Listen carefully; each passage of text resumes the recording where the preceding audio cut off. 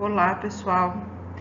Nessa segunda parte, sobre dimensionamento de lajes maciças, nós estaremos tratando a situação de alvenarias, né? As paredes apoiadas diretamente sobre a laje.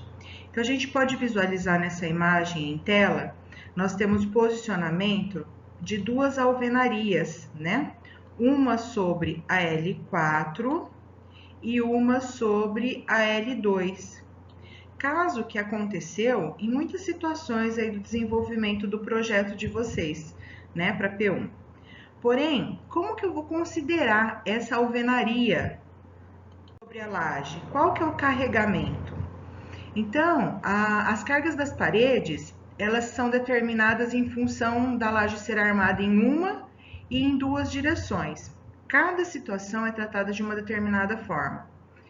E para isso, além de saber, né, a laje armada em uma ou duas direções, a gente precisa conhecer também o tipo de alvenaria, a composição dessa alvenaria, se vai ser tijolo, bloco cerâmico, bem como os tipos de revestimento. Se vai ter, qual é o tipo de argamassa de revestimento, argamassa de assentamento, que a gente vai compor o peso específico da parede, da alvenaria, de acordo com os pesos específicos individuais dos materiais que a compõem. Então, no caso, quando a gente tem a parede apoiada sobre uma laje armada em duas direções, como que a gente considera ela no cálculo da laje? É o peso da parede dividido pela área da laje, tá? A área da laje, a gente sabe já que é Lx e Ly, vezes Ly. E o peso da parede, o peso da alvenaria, é o peso específico da alvenaria que compõe a parede, vezes a espessura, vezes a altura, vezes o comprimento dessa alvenaria. Porém, de acordo com a 6120, a gente tem os pesos específicos dos elementos que compõem essa alvenaria.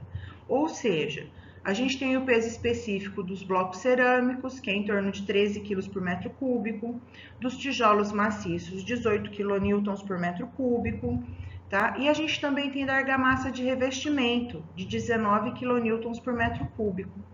Com esses valores, a gente chega no peso específico da parede, que seria? Seria o peso específico da alvenaria vezes a espessura da alvenaria, que seria do tijolo ou do bloco, né? Mais o peso específico da argamassa vezes a espessura da argamassa.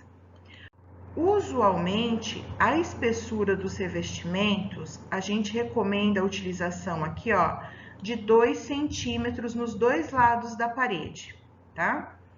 Então, para a gente chegar na carga, né, da parede sobre a laje, vai ser o peso específico da parede, que a gente já calculou com os elementos que a compõem, tá? Vezes a altura da parede, vezes o comprimento dessa parede, dividido pela área da laje, que é Lx vezes Ly, tá? Esse tratamento a gente dá quando a laje é armada em duas direções. Então, é o peso da alvenaria dividido pela área da laje. Porém, quando essa parede ela está armada, a laje ela está armada em uma direção, tá? A parede, né, na paralela à direção principal da laje, direção do menor vão, a gente simplifica essa carga distribuindo numa largura de 2/3 de Lx, como a gente pode observar aqui nessa imagem, tá? Dessa forma, a gente vai ter tratamentos distintos para a faixa 1 e para a faixa 2. Na faixa 1 da laje, eu vou ter momentos distintos, porque eu tenho sobrecargas diferenciadas dessa faixa 2. Essa largura dessa faixa 2, que a gente determinou com essa nomenclatura, a largura dela é 2/3 do Lx. Então, eu vou ter momentos distintos, tanto para a parte 1 como para a parte 2 dessa alvenaria. E como que a gente calcula, né, a carga desses 2/3 de Lx? Então, a gente tem o peso da alvenaria dividido por 2/3 de Lx ao quadrado, tá? Então, na verdade, seria 3 vezes o peso da parede dividido por 2 vezes Lx ao quadrado. Nada mais é do que o carregamento dividido por aquela área de 2/3 aqui de Lx.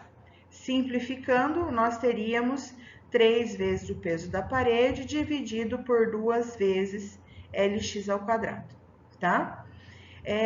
Nessa situação, nós temos também quando a alvenaria ela está paralela ao lado maior da laje, ao LY, tá? Tratando também como a laje armada em uma direção, tá?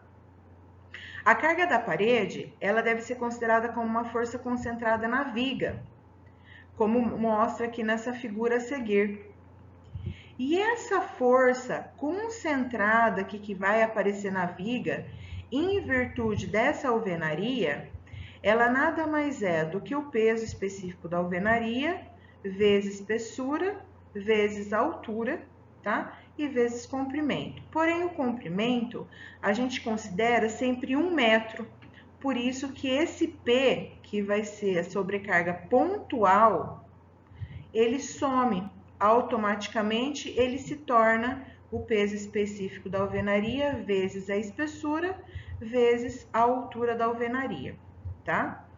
Bom, diante dessa explicação agora, a próxima etapa da nossa aula dividida, né, em parte 1, parte 2, parte 3, parte 4, a parte 3 nós estaremos resolvendo um exercício onde eu tenho a alvenaria posicionada tanto na laje armada em uma direção, como na laje armada em 2 direções, tá bom? Então, vamos lá.